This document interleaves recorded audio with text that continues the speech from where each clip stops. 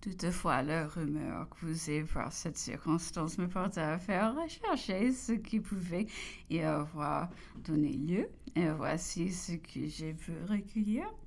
Au temps de notre intelligence avec la Prusse, lorsqu'elle s'occupait de nous être agréable, elle fit demander si de souffrir des princes français sur son territoire nous causerait de l'ombrage, étant répondu que non. On hardit, elle demanda si on aurait une trop grande répugnance à la mettre à même de leur procurer des secours annuels.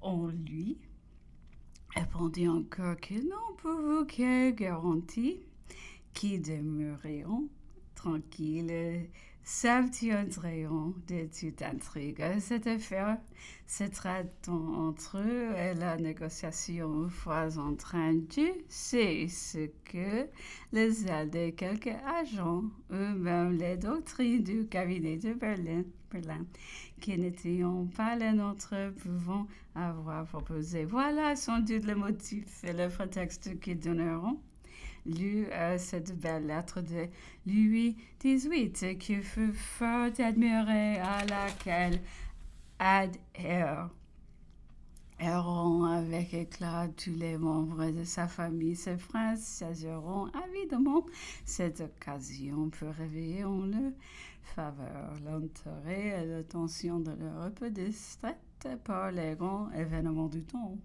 Mercredi 1 au samedi 4 novembre. Nous journées avions déjà toute l'uniformité de celle que nous passions à bord du vaisseau. L'empereur me faisait appeler pour déjeuner avec lui. C'était de 10 à 11 heures. Le déjeuner fini, après une demi-heure de conversation, je lui disais ce qu'il avait été la veille. Et il me dictait de nouveau pour le lendemain. L'empereur ne s'habillait plus dès le matin.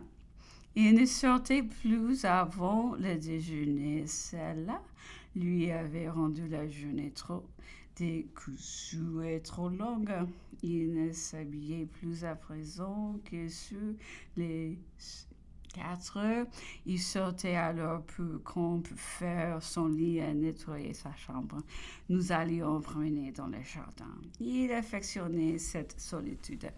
J'ai fait couvrir d'une toile l'espèce de berceau qui s'y trouve. On y apporta une table, des chaises, et dès ce moment, ce fut là que l'empereur dictait à celui de ces messieurs qui arrivaient de la ville pour le travail.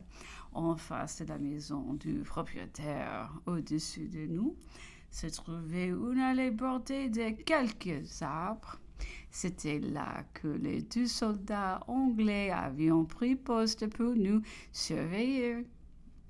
Mais ils en feront retirer avec le temps à la demande de notre hôte, qui s'en trouvait choqué pour son propre compte. Néanmoins, ils avaient continué de rôder à vous de l'empereur, attirés par la curiosité. On conduit pour la nature de leurs ordres. Ils finiront par disparaître tout à fait. Et l'empereur prit insensiblement possession de cette allée inférieure. Ce fut pour lui une véritable augmentation de domaine. Il se rendait chaque jour après son travail en sortant du jardin pour y attendre l'heure de son dîner. Les 2 petites demoiselles, le maire venait l'y joindre et lui raconter les nouvelles. Il y retournait aussi parfois après son dîner, quand le temps le permettait. Il passait alors la soirée, donc il eut besoin d'entrer chez le voisin, ce qui ne faisait que la dernière extrémité.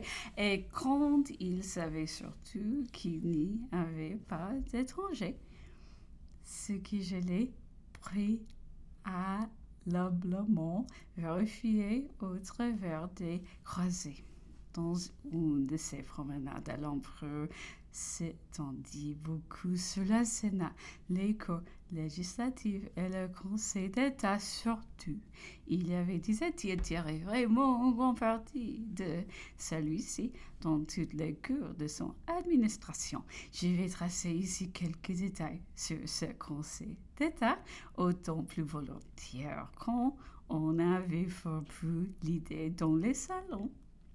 Et comme il ne subsiste plus aujourd'hui sur le même piano, j'y intercalerai chemin faisant quelques lignes sur son mécanisme et ses attributions. Le Conseil d'État était généralement composé des l'empereur des gens instruits, bons travailleurs et de bonne réputation, ferments et voulés, par exemple, sont certainement des braves et honnêtes gens.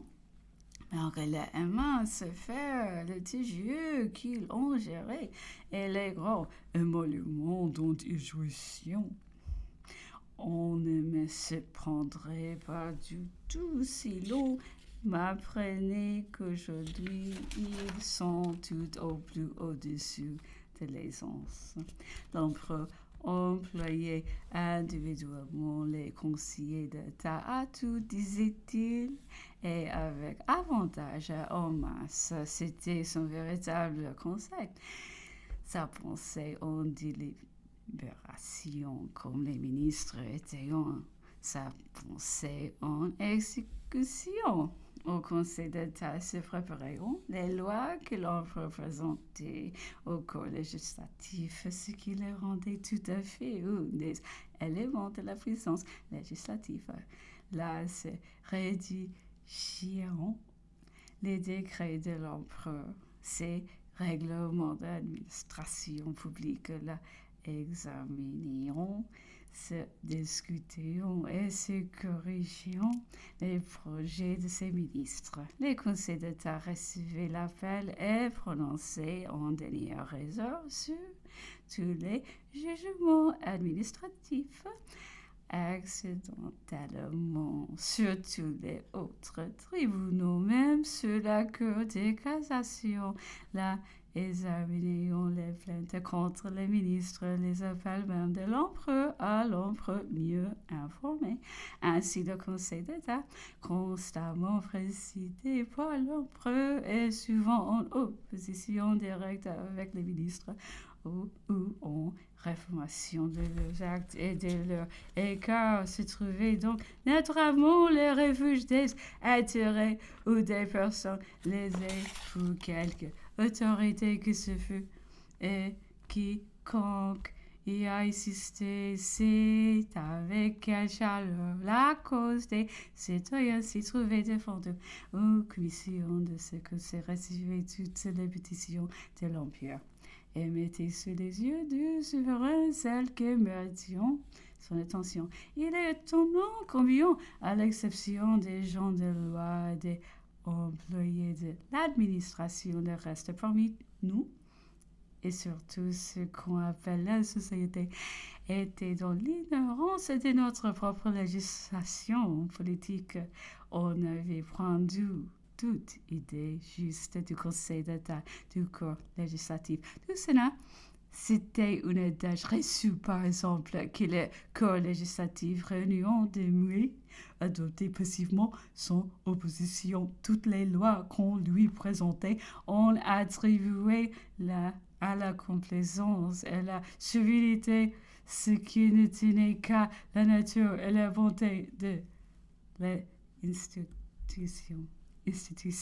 Les lois préparées dans le Conseil d'État étaient présentées par des commissions tirées de son sein à une commission du corps législatif chargée de les recevoir. Ils les discutaient ensemble à l'amiable, ce qui le faisait souvent reporter son bruit au Conseil d'État pour y être modifié. Quand les deux députations ne pouvaient pas s'entendre, elles allaient en tenir des conférences régulières sous la présidence de l'archi-chancelier ou de l'archi-trésorier, de sorte que, quand les lois arrivaient Au corps législatif, elles avaient déjà le sentiment des deux parties opposées. S'il existait quelques différences, elles étaient discutées contradictoirement par les deux commissions en présence de la totalité du corps législatif, faisant les fonctions des jurys, lesquels, quand ils se trouvaient suffisamment éclairés, prononcés en scrutin secret, ayant ainsi la facilité de mettre en toute liberté son opinion, puisque personne ne pouvait savoir si l'on mettait une boule noire ou une boule blanche. À qu'un mode assurément dicé, l'empereur ne pouvait être plus convenable contre notre effervescence nationale et notre jeunesse en matière de liberté politique.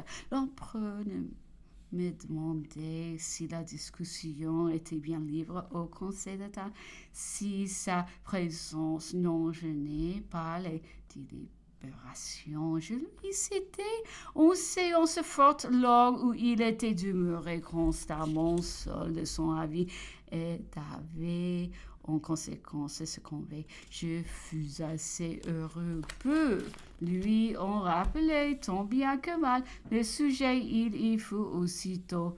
Oui, dit-il, ce doit être une femme d'Amsterdam, sous la peine de mort, 3 fois acquittée par la cour impériale et dans la cour de cassation.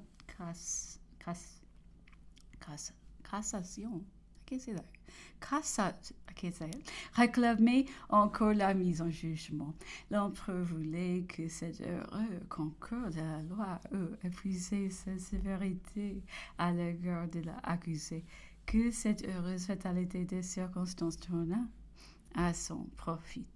On lui répondait qu'il possédait la bienfaisante ressource de faire grâce, mais que la loi était inflexible et qu'il fallait qu'elle eût son cœur. La discussion fut fort longue. Monsieur Murat parla beaucoup et très bien. Elle entraîna tout le monde. L'empereur, qui était constamment demeuré seul, se rendait en prononçant ces paroles remarquables. Monsieur, on prononce ici par la majorité. Je demeure seul. Je dois céder, mais je déclare que dans ma conscience, je ne cède qu'aux formes. Vous m'avez réduit au silence, mais nullement convaincu.